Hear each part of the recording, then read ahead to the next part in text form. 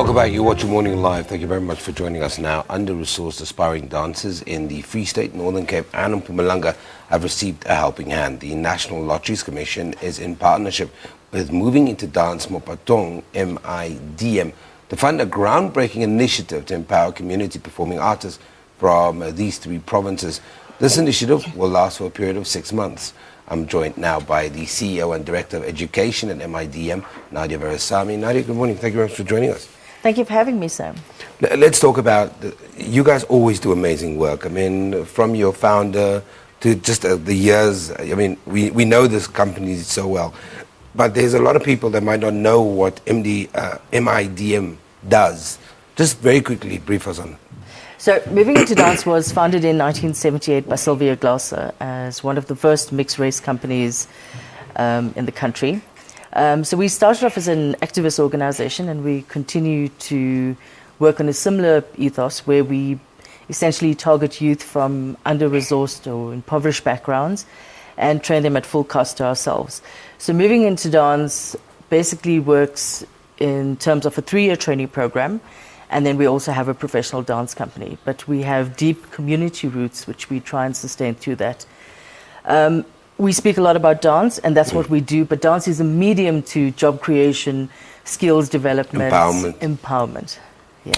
Let's talk about the 3 areas that you'll be focusing on now. I mean, you've been training dancers, aspiring dancers, for years now, taking them from where they come from into Gauteng, training them, and then sending them back so they can pass on the skill. This is a little bit different, though. Yes.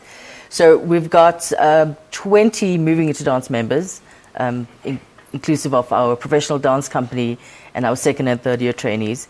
And we've sent them off to 3 provinces, so they've been there for the last 5 weeks, to Mashadasdorp in Mpumalanga, to Kimberley in the Northern Cape, and to Welkom in the Free State.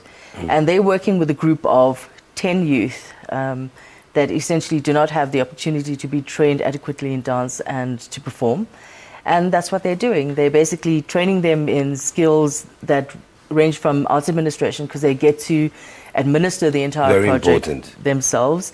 They get to stage a production. So apart from, sorting out their costumes, getting together a production that's fit to be staged, they also get to administer this entire thing. Talk to me about, from an initiative perspective, how are these 10 individuals chosen? Have you identified young people with a particular set of skills, maybe? Mm-hmm. So we have a vast graduate network. I mean, being around for 38 years and doing community work for that long, we've essentially worked through our graduate network across the country. And it is our graduates that have community groups, and we have selected 3 groups in these different areas. So at the end of this pipeline of services that you're providing, empowering young people, giving them a set of skills, what are you hoping to achieve at the end of all of this? Okay. So I think firstly it is empowerment, and secondly it is to take dance to the communities where it is needed, where they don't have the opportunity to access such training, but also, dance as an art form. I was down in Welkom over the weekend, and they had their first production on Friday, and I was completely blown away. We managed to fill a theatre, the Ernest Oppenheimer Theatre, 3 times over, with schools, with young adults.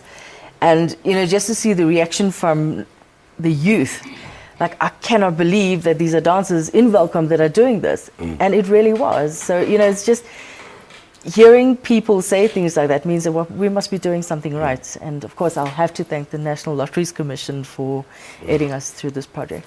Are we saying that you don't have to come to a major hub like Gauteng in order to get an audience, be able to stage these kind of productions, that there are audiences on the outskirts in these areas, so we can develop content work that fits in directly with the community? Absolutely. I think we are absolutely spoiled for choice in Gauteng, which is probably why, speaking from a dance industry's perspective, we have such a hassle trying to fill our theatres with dance. And it's not that we're providing substandard performances. We get world-class performances. I mean, works that tour internationally, and yet you still find theatres that are half full or quarter full. People are not willing to buy tickets.